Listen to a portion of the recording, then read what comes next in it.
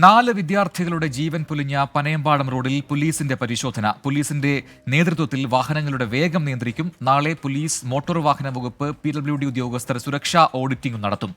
നാട്ടുകാരുടെ വൻ പ്രതിഷേധത്തിന് പിന്നാലെയാണ് ജില്ലാ കലക്ടർ യോഗം വിളിച്ചത്. വിവരങ്ങളുമായി സൂരജ് സജി പാലക്കാട് നിന്ന് ചേരുന്നു. തത്സമയം സൂരജ്, ഈ പനയമ്പാടത്തെ അപകടം, അതുണ്ടാക്കിയ ആഘാതമൊക്കെ നാട്ടിലുണ്ട്. അവിടെ നാട്ടുകാരുടെ വലിയ പ്രതിഷേധമുണ്ട്. ഇപ്പോൾ എന്തൊക്കെ പരിശോധന ഇപ്പോൾ നടക്കുന്നു, എന്തൊക്കെ കാര്യങ്ങൾ ബോധ്യപ്പെട്ടിട്ടുണ്ട്?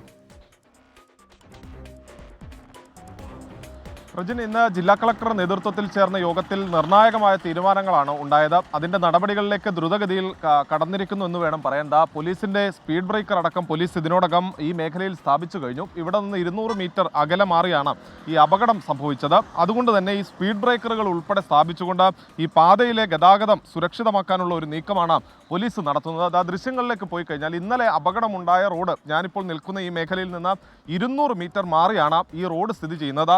ഈ ദൃശ്യത്തിലേക്ക് പോയി കഴിഞ്ഞാൽ ഇവിടെ ഈ റോഡ് നല്ല ഗ്രിപ്പുണ്ട്, ഈ ഭാഗത്ത് ഗ്രിപ്പുണ്ട്. ഇതുപോലെ തന്നെ ഈ റോഡിൻ്റെ മറുഭാഗങ്ങളിലെല്ലാം ഗ്രിപ്പ് ചെയ്തതാണ്. പക്ഷേ ഇവിടെ ഈ ഭാഗത്തേക്ക് നോക്കുക, ഇത് രണ്ടും തമ്മിൽ നോക്കിക്കഴിഞ്ഞാൽ അതിൻ്റെ വ്യത്യാസം മനസ്സിലാവും. ഈ ഗ്രിപ്പ് സ്വാഭാവികമായും തേഞ്ഞു പോയി. അതിനുശേഷം ഈ നാട്ടുകാർ ആരോപിക്കുന്നത് പോലെ തന്നെ ഇതൊരു കണ്ണാടി ചില്ല് പോലെ ആവുകയാണ്. അതായത് മഴ പെയ്തു കഴിഞ്ഞാൽ വലിയ രീതിയിൽ വഴുക്കൽ ഉണ്ടാകുന്ന തരത്തിലേക്ക് ഈ റോഡ് മാറുന്നു. അതാണ് ഇന്നലെ അപകടങ്ങളിലേക്ക് നയിച്ചത്. എന്തായാലും അപകടത്തിന്റെ പശ്ചാത്തലത്തിൽ തുടർ നടപടികൾ ഉണ്ടാകുമെന്ന് ഇന്ന് ജില്ലാ ഭരണകൂടം ഉറപ്പ് നൽകിയതാണ്. അതിന്റെ ഭാഗമായിക്കൊണ്ടാണ് ഈ റോഡുകളിൽ സ്പീഡ് ബ്രേക്കർ ഇപ്പോൾ തന്നെ സ്ഥാപിച്ചിരിക്കുന്നത്. അതോടൊപ്പം തന്നെ മറ്റു പരിശോധനകളും വ്യാപകമാക്കിയിട്ടുണ്ട് പോലീസ്.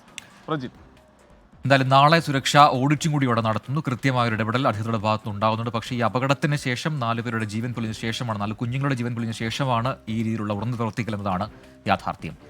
സൂരജ് സജിയാണ് പാലക്കാട് നിന്ന് വിവരങ്ങൾ നൽകിയത്.